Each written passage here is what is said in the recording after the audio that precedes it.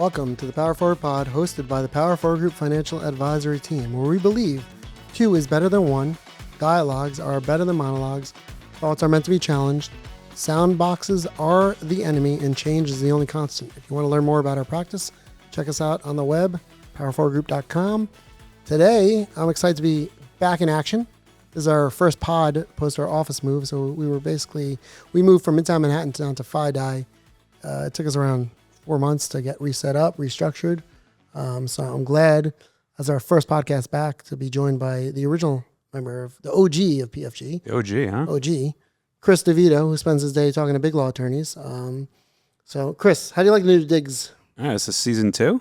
This season 2. We call it season 2. What was the cliff? We didn't get like the season recap from last year. I don't know. Do you remember your last pod? No. Uh-oh. Well, it must have been in like January. When did we move into this office? Or we moved out of the other office in January? Sounds right. Yeah. And then here in March? Yeah, it's like remember when... The writer's strike. Writer's strike. Yeah, writer's strike. Yeah, so usually gets worse from the writer's strike. We're going to get better. Yeah. Were there any shows that you started watching after the writer's strike that had started beforehand? Heroes. End of the show.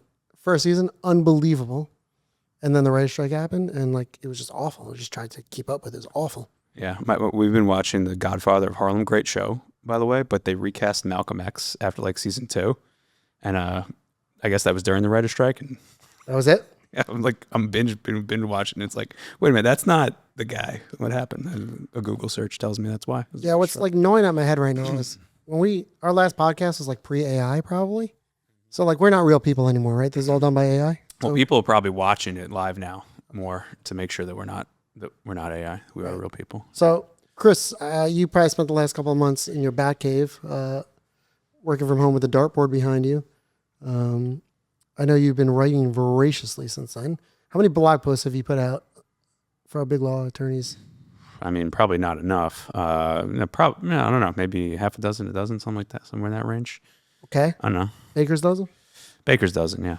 My kind of math. 12 equals 13. I'll do it every time. Yeah, despite the break in moving offices, there was no break in speaking to our clients and big law attorneys. So that's been ongoing. But yeah, I've been doing a lot more blog posting, trying to get more thoughts out there on kind of what we see in the market and what clients are talking to us about, frankly. Right. So the one constant, the one I liked a lot, I mean, I liked them all, shout out, but the one I liked a lot was you called the big law dilemma, a dangerous income. How can an income be dangerous? It's a good question, right? It's a good question. Where I kind of came from, very blue collar town. If when spoke to my old friends from high school and tell them hey, my clients are making $250,000 their first year out of school. Oh wow, they're rich. It's what do you mean? It's bills and expenses add up, right? And $250 is a good starting point. And frankly, a lot of the clients that we're speaking to make a lot more than that as they're further in their careers at this stage of the game. But when I say a dangerous income, for a lot of people, frankly, it gives them almost like a false sense of security in a way, right? A lot of people don't realize is, especially when you get into that income and then equity partnership level where you're really making significant deep figures, if not 7 figures, multiple 7 figures per year, a lot of the firm benefits may remain relatively the same, whether you're making $500,000 or $3.5 million, right?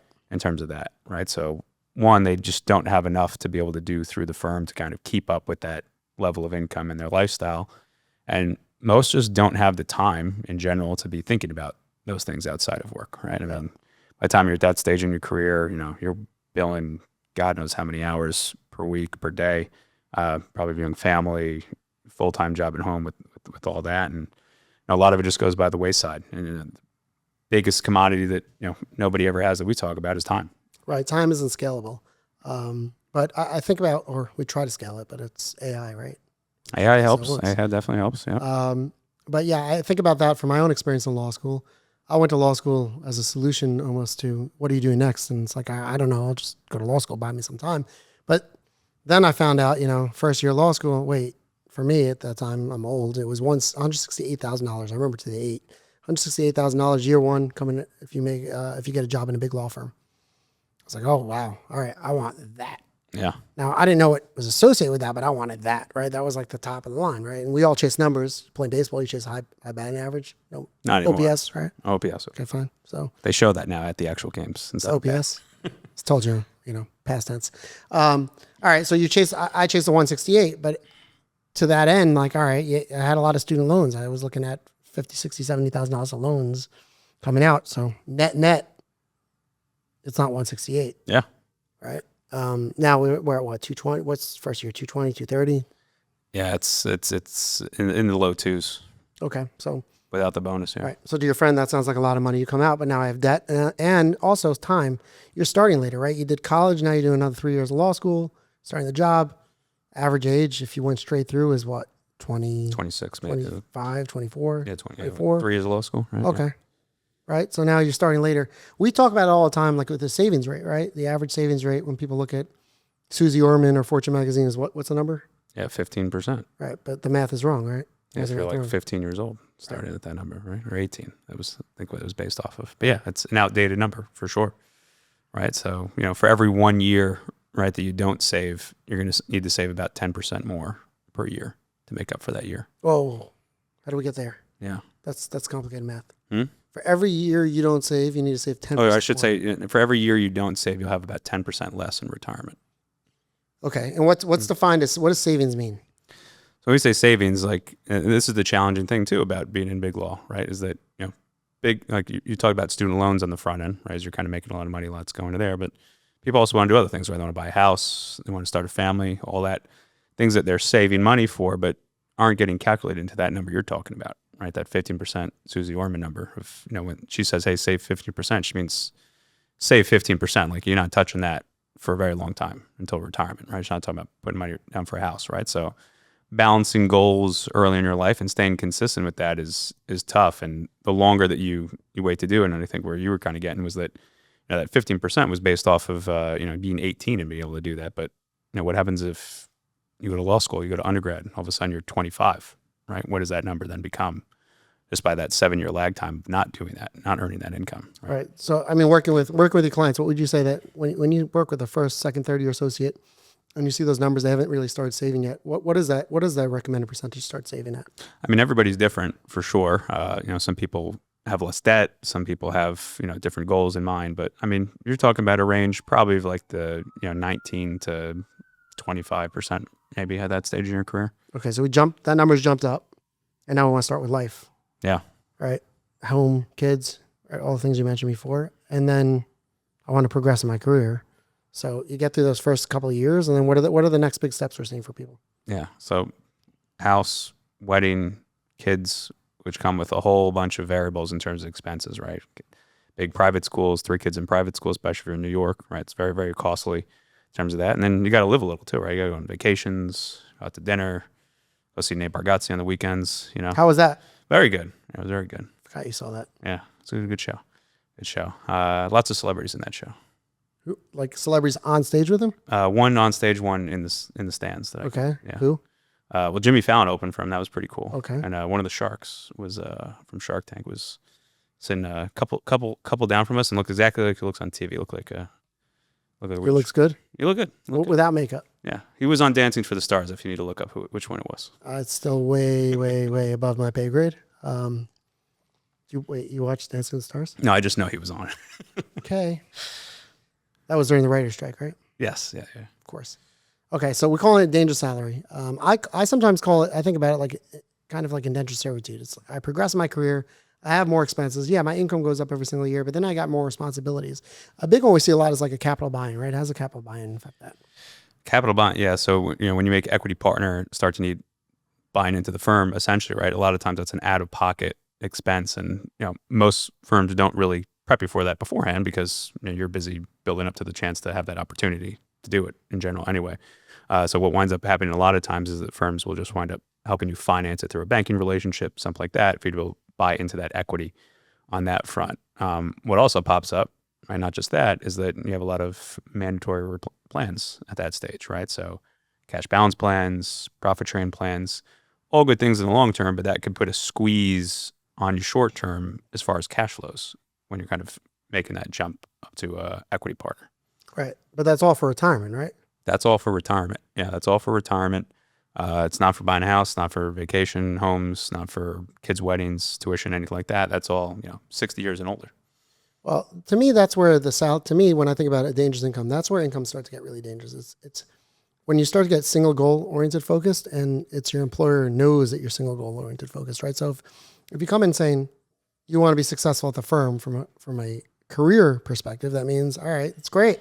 I work at this law firm. I'll stay here the whole time. We know that doesn't happen that often anymore, but I'm going to work from a first year associate. I'll make counsel, then I'll make, God willing, equity partner. I'm going to keep rolling through. But dynamically, as that happens, to your point before, it's more expenses, more things begin in your life, and your income goes up. But how do you create that explosive growth that will allow you some real financial freedom and flexibility at those levels? Can you create that?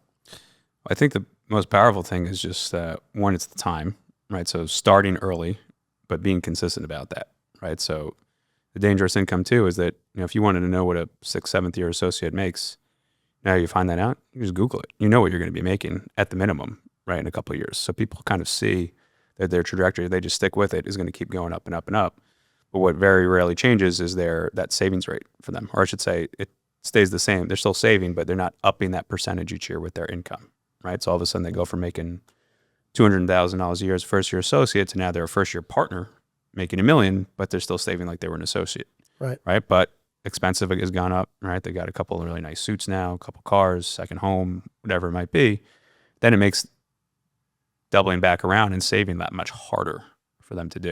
Right? Yeah. That lifestyle creep kicked in. So there's a lot of inversion that happens also with I think, work benefits. Whether big law or any other version of, working for a corporate job, the first benefit you tend to get outside of health insurance is your 401k, your retirement benefits. And it always strikes me as interesting that earliest stage in people's lives, the first account they tend to put money in is their retirement account, which is great from a time perspective, right? Because now you can compound that wealth. But how many people are really thinking about retirement as a 22-year-old, 23-year-old, 24-year-old? They know it's there, but is that the most important goal? That's definitely wasn't my most important goal. It's still, I'm 40 plus, and it's not my most important goal. Is that your most important goal? Is that your client's most important goal? I don't know if there's someone under the age of 30 that even knows what the word retirement means anymore. Okay, that's a little scary the way you said that. Well, I don't think anybody thinks of it that way, right? Like the old idea of like, I work till 65, you're going to be done. Like, I'm not thinking about that. I don't think our clients that are on the younger side are really thinking about it from that perspective. They're more thinking about, hey, what's the next thing that I want my salary, my job to do for me, right? I want to buy a home. I want to pay off the student loans as quickly as possible. And, especially student loans one, I know for associates, it's a huge, huge thing, right? Because they don't want to be tied to the job necessarily, right? But what winds up happening a lot of times for non-associates is they do wind up getting tied to the job, right? They've got those big lifestyles. So those are all purchases in some form or being, right? Even tuition, even your kids' tuition is a purchase, right? You're buying their education. If you're taking that step to buy that purchase, why are we saving to our 401ks first? Doesn't make sense. Maybe it's wrong. Well, I mean, I've always heard it's right. My thought is this. I'll frame it with a question first. Is do you think more people save towards a pre-tax 401k or a Roth 401k? Definitely pre-tax. What do you think the percentage is? If you just had to throw out a number there. I'd say it's 80% because it's a round number. I like it. I think it's higher than that. All right, let's say it's 80%. I thought you knew. Hold on. You just wait. No, I don't. I don't know, but I have a gut feeling okay. that it's pretty high. Why do you feel like most people do it that way? They want less pain, which is less taxes now, and also that's just what people do. So I think that's why people put to the 401k in general anyway early on as a first step. Because they're not thinking about retirement, they're just thinking about the short-term tax. So it's a short-term gratification, even though it's a long-term goal. Right. Like they'd rather take the tax deduction now, even though they're not really thinking about retirement, versus not pay the taxes. Can I put you on the spot? Yeah, go ahead. Okay. It's always math when I'm going to put Chris DeVito on the spot. Making $220 year one, let's just call it a day, right? Let's be very bland about it, round numbers. $220,000, and I'm maxing out my 401k, what's the max number today? About $24,000. Right. So I'm maxing out my 401k. You put in about 10% of your income. Right. Yep. So, okay, 10% of my income. Again, Susie Orman says 15%. We say higher at that point. All that aside, how much money am I saving on my taxes? What would you estimate? How much am I saving on my taxes? How much dollars am I saving that year? Well, let's just say if all in you're paying 40% in taxes, roughly, right? You're saving yourself maybe like $16,000 a year in taxes. So I'm saving myself $16,000. I'm compounding that wealth for sure for a longer term goal, but I've taken that money out of circulation for something I might buy. And by buy, I mean life experiences, right? Home, kids, education, all those things, right? So there's nothing wrong with that. I think the math kind of cuts both ways, but again, I'd rather have, if I'm making $220,000, I'd rather have, me personally, a timeline to that first home, or a timeline to when I can afford my first kid's private school or college tuition, whatever I'm looking at in terms of cost. Yeah. No, I mean, I think that makes sense. I think some people do that. I think it does come back to the fact that even though it is a long-term thing, a lot of people do like the short-term gratification, is paying less in taxes, right? So they look at that as just a good idea. I don't think people even care. I think that's like secondary. I think they feel it and they know they're getting the short-term gratification. I would gander, and I would guess that it's not that. I would guess it's what's done. It's the paperwork you sign up when you get your firm package. You get to work, and you got to do some deductions. You got to check a couple of things, and all right, that's what you do. And then you default into the target date fund. You don't think about it. I think that's the point of a dangerous income, right? A dangerous income it's dangerous enough for you not to be intentional about what you're doing. Yeah, I think that's fair. Yeah, it's definitely fair. And we see it all the time too, of people that come to us a little bit later in their careers, and all of a sudden they do have those bigger lifestyles. They haven't really done a lot of that intentional planning that you're talking about, and all of a sudden that 18-20% that they needed to save is 30-35%. Right, because they're in their mid 40s, they had a lot of lifestyle creep, and now they're trying to make up lost time that they can't get back. Right. Well, and then go back to time, right? So I think everybody cares about their own finances. Everybody wants to, do the best that they can do. Everybody's, at the end of the day, you're working for your clients, but you're working for yourself, right? You're working for the firm, you're working for yourself. But what do you not have? Enough time for yourself. So I think, at least for me, I get to the weekend and like, man, my emotional energy goes, I want to watch. I want to watch that show that's going to go on a writer's strike and not going to give me the ending I want. But I'd rather do that than work or spend time on my own finances. So how do we fight that? How do we fight that battle? Saying, all right, I have these goals. I want to be intentional about it. I want to make sure my money's working for me. But I make enough to order Seamless. I make enough to order whatever I want, from Prime, from Amazon today, and I can pick whatever movie I want. I'm not going to think about it because it's such a low percentage spend. That's going to give me that instant gratification, that ease of, it's like your deduction taxes. Get it now. You got solutions? Well, besides the obvious answer of just reach out to Power Forward Group and put together a plan, got to plug that in there. No, I think what helps everyone, and myself included, is automating a lot of those things, right? It's like the same way you do a 401k, right? It's just automating the things, force saving in a little bit of a way, right? Like, hey, I want to have X amount of dollars as my safety net, right? Have that there. Have that in an account that's not tied to where your expenses come out of, right? I like that. That's a good hack. Yeah, keep it out of sight, out of mind. Whatever those other investments that you want to be making above and beyond your 401k, same thing. Automate that, right? Once a month, twice a month, whatever it is, that money's just going out right into those accounts so that you're building wealth at the same time. And then just really, for when you have an advisor, like making sure you are keeping up with those periodic check-ins. We're talking about a lot of these blog posts that I've been writing recently. I could think of a long one, or one I wrote a long time ago about what we see successful investors do, and successful investors do have more of those periodic check-ins, kind of showing up, putting in the work, but not to be, it doesn't have to be like you're taking the LSATs or anything like that. Keeping it simple, right?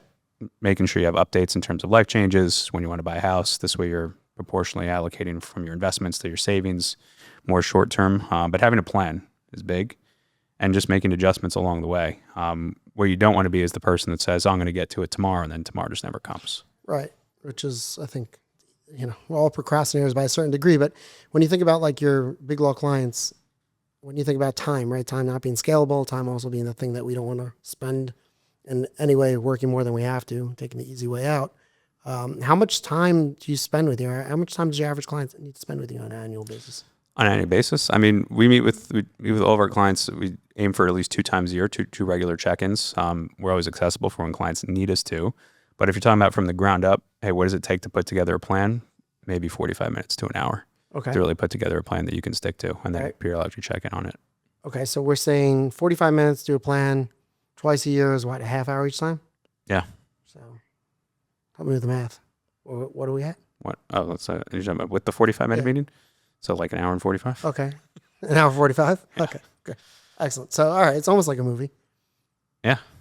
Yeah. Not a Christopher Nolan one, but yeah, like a movie. Yeah. I think a movie has to be really good to go over. I want the movies from the 80s back where they just kind of all ended, hour 50, we're done, like Bloodsport. But yeah, everybody thinks they got a masterpiece today. But you don't need that to be successful, right? You don't need more than that hour and a half. You don't. But you do need to carve out time for yourself. I mean, the most challenging thing I think for big law attorneys, and we see it all the time, is that how many of them will get an email? We have a meeting tomorrow coming up. Let's say, and when I wake up in the morning, I have an email from hey, Chris, you need to move our meeting. That email came at 4 a.m. in the morning. Right. So they're up working on a deal, right?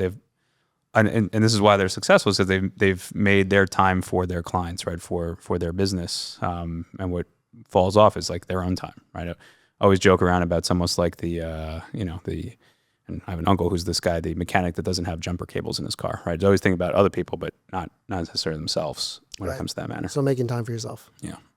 Yeah, I think that's the key to everything. Well-being, wellness, all of it. Going to the gym in the morning, like, all right, if you want to keep doing what you're doing really well, you got to take care of yourself. And the financial aspect is a massive aspect of it.